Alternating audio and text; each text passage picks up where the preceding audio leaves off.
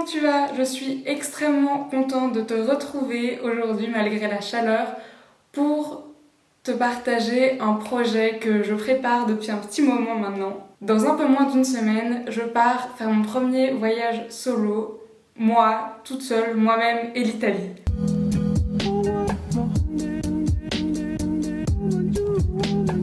Déjà, pourquoi est-ce que j'ai envie de partir en solo? J'en ai marre des gens. Ça peut avoir l'air d'une blague, mais en vrai, c'est une de mes motivations. Pas vraiment que j'en ai marre, mais juste, je sens que j'ai un peu besoin de me retrouver juste avec moi-même.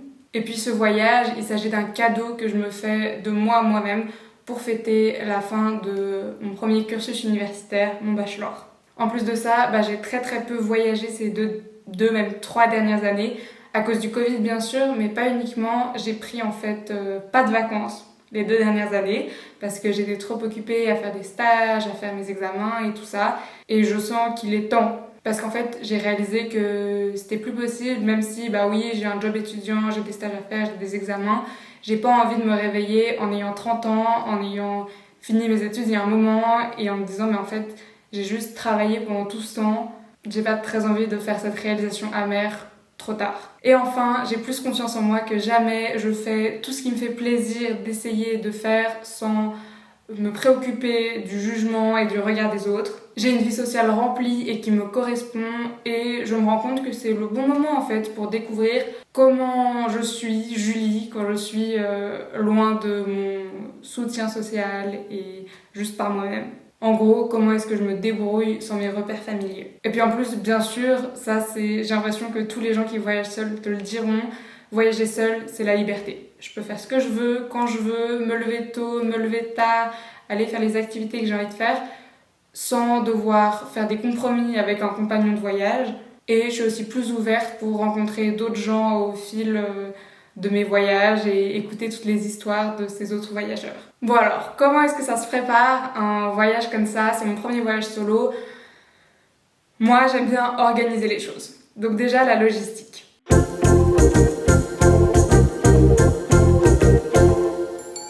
Honnêtement, j'ai choisi ma destination initiale en regardant juste la liste des aéroports desservis par EasyJet. Je suis tombée sur Naples et c'est comme ça que tout a commencé. Je pars le 23 juin au soir et je reviens le 30 juin dans l'après-midi à Genève. En tout, les billets aller-retour en avion ils m'ont coûté 60 francs, donc niveau budget on est pas mal. Je voulais aussi choisir une destination où je savais que j'allais me sentir assez en sécurité en tant que femme qui voyage toute seule. Et en plus de ça, ça me sécurise aussi de savoir que l'Italie c'est vraiment pas le bout du monde, c'est juste à côté de la Suisse et je trouve que c'est aussi rassurant de pas être à 12 000 km. Après les vols, j'avoue que j'ai rien organisé pendant un petit moment parce que j'étais déjà assez occupée comme ça. Mais j'ai fini par me préoccuper de mes hébergements. Fin mai, j'ai vraiment regardé quel itinéraire je voulais faire parce que je savais juste que je voulais aller à Naples et faire la côte amalfitaine. Mais je m'étais pas plus penchée sur la question que ça avant.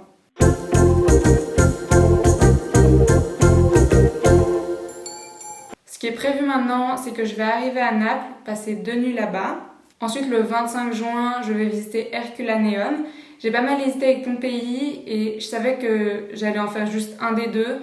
Et finalement, au début, j'avais choisi Pompéi et puis après, une amie qui est déjà allée et qui a visité les deux m'a dit qu'elle avait préféré Herculaneum, qu'il y avait plus de choses à voir et que c'était moins touristique et de toute façon, il va déjà faire 40 degrés et tout ça, et donc je me suis dit, ce sera mieux d'être là où il y a un peu moins de monde, et c'est plus préservé comme site, donc finalement j'ai choisi ça. Ensuite, je descends à Agerola, qui est juste à côté d'Amalfi, et là j'y passe 2 nuits. Après, je vais à Positano pour 1 nuit, et puis ensuite de ça, je pars à Sorrento, et je finis sur l'île de Procida, qui est juste à côté de Naples, où je vais passer ma dernière nuit, sachant que le 30, il faut que je sois genre à 11h30 à l'aéroport.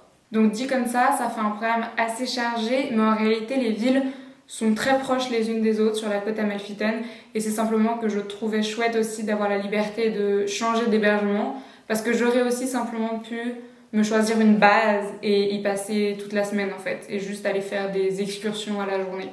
Mais je préférais bouger comme ça, si jamais y a un endroit qui me plaît pas, un hébergement qui finalement joue pas, je sais que je suis pas coincée dedans pour le reste de la semaine. Je pars juste après et ça garde les choses qui bougent et tout ça.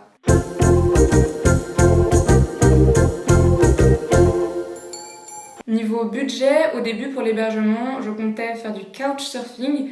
Donc je sais pas si tu connais, c'est une application où en fait il y a des personnes qui acceptent de t'héberger gratuitement. Et souvent c'est des locaux, c'est des personnes qui habitent là. Et en échange, toi tu dois être un peu sympa, tu fais des activités avec, vous cuisinez ensemble, il peut te faire un petit tour de sa ville ou comme ça. Et donc tu peux rencontrer d'autres voyageurs, il y a des meet-up ou être hébergé chez quelqu'un. Mais c'est pas un hôtel, hein. L'idée c'est pas juste de venir profiter de l'endroit gratos.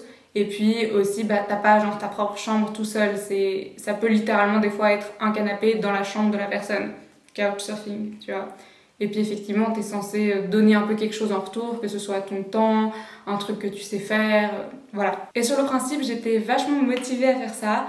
Sauf qu'en réalité, finalement, j'ai décidé de pas faire ça parce que les seules personnes qui me proposaient, c'était des hommes seuls.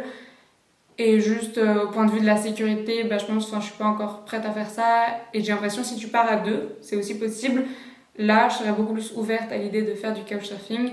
Mais là, c'est vrai que je me suis dit, voilà. Et en plus de ça, je pars seule, donc j'avais pas envie de faire tout le temps du couchsurfing de toute façon. Parce que si je pars seule, c'est pour aussi être toute seule et pas juste tout le temps rencontrer des gens et au final passer mon temps avec la personne qui m'héberge. C'était pas non plus le but. Et puis j'ai essayé de voir s'il y avait des femmes qui pouvaient m'héberger, mais personne n'était disponible à ces dates. Et puis en plus, les gens, ils habitent pas dans ces petites villes, Positano, Amalfi, tout ça, mais plutôt dans d'autres villes. Et du coup, ce serait de nouveau le truc de faire des excursions à la journée, ce qui n'était pas aussi trop ce que j'avais prévu. Donc finalement, je me suis rabattue sur les auberges de jeunesse. Par contre, je compte clairement essayer d'organiser des meet-up et d'aller rencontrer quelques personnes pour un café ou une glace ou comme ça, avec qui j'ai déjà un peu discuté. Donc j'ai comparé un peu toutes les offres d'auberges de jeunesse sur Booking, Airbnb, Hostelworld, tout ça. Au final, la plupart j'ai fait sur Booking, il y en a un qui est sur Airbnb. Et généralement, ce que j'ai fait, c'est une chambre dans un dortoir féminin et à 4 places. C'est un peu ce que j'ai eu la plupart du temps. Et je trouve que c'est vraiment bien parce que à la fois du coup c'est assez budget friendly vu que c'est un dortoir et comme ça je peux facilement rencontrer d'autres gens et tout ça, et en même temps ça reste assez chill parce que c'est des dortoirs de 4 et pas des dortoirs de 15. Et en vrai je m'en sors vraiment pas trop mal niveau budget, même si du coup c'est pas gratuit, mais j'en suis à 38 francs par nuit environ, ce qui est vraiment cool parce que j'avais été voir un peu des simulations et ils disaient qu'il fallait compter minimum pour un voyageur seul, 80 francs par nuit. Mais en fait, clairement, si jamais vous voulez faire ce voyage, c'est possible de le faire avec un encore plus petit budget. Aussi, j'ai fait attention à prendre des trucs avec des annulations gratuites au maximum. Comme ça, on sait jamais. Au niveau des achats que j'ai fait pour ce voyage ou que je vais faire, j'en ai pas trop fait. En gros, j'ai acheté 2 nouveaux maillots de bain, mais bon, ça, c'est pas uniquement pour le voyage, c'est juste de manière générale et je vais les réutiliser. Il n'y a pas trop de trucs, je pensais peut-être m'acheter un adaptateur, mais en fait je suis même pas sûre d'en avoir besoin, ou peut-être que j'en trouve un juste chez moi. Non, ça va être un voyage assez minimaliste parce que du coup j'ai juste accès à un petit sac avec moi dans l'avion et je vais rester une semaine. Donc ça va être intéressant de voir comment j'arrive à tout caser dans mon sac. Donc voilà, c'est tout pour l'update d'aujourd'hui et on se retrouve quand c'est le moment de faire les bagages. À bientôt!